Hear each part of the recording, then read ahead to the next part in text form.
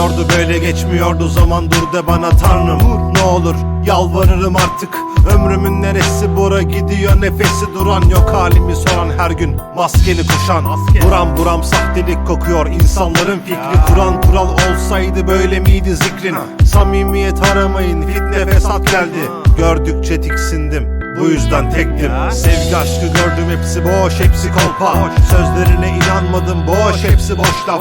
Bugün senle mutluysa yarın ondan ona. Düzen böyle oldu artık, düzen arar onlar. Yalnızlık neden güzel, anladın mı şimdi? Ruhumun dengi yokken ne yapmamı beklerdin? Yaşadığım çağa lanet okumakla gittim.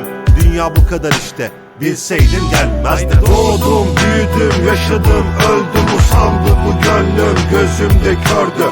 Allah'ım ne olur bu talibi döndür, güvenim sana değil insana söndü. Doğdum, büyüdüm, yaşadım, öldüm, usandı bu gönlüm, gözümde kördü. Allah'ım ne olur bu talibi döndür, güvenim sana değil insana söndü. Bazı yanlışlar vardır sonrasında dönülmez, ve bazı dostların vardır ihtiyaçta görünmez. Kabadayı gibi takıl, canın acırken de görünme, boğazına kadar boka bat, kamera açık gülümse. Kendi mezarını kazı ellerinle ya da kürekle, yatsıyı bekle ve bitir filmi tek bir tüfekle. Bas tetiğe, kim ağlayacak, otur haline, fikir ver, kimsenin sikinde değilsin, hiç bana gücenme. Tamam yorgunsun anladım, sikim sonik bir düzende talan olmuş düşlerin.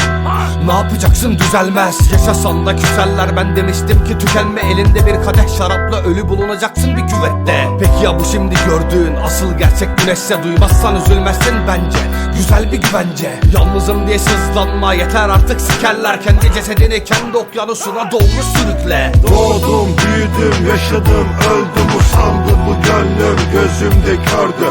Allah'ım ne olur bu talibi döndür, güvenim sana değil insana söndü. Doğdum, büyüdüm, yaşadım, öldüm, usandı bu gönlüm, gözümde kördü. Allah'ım ne olur bu talibi döndür, güvenim sana değil insana söndü.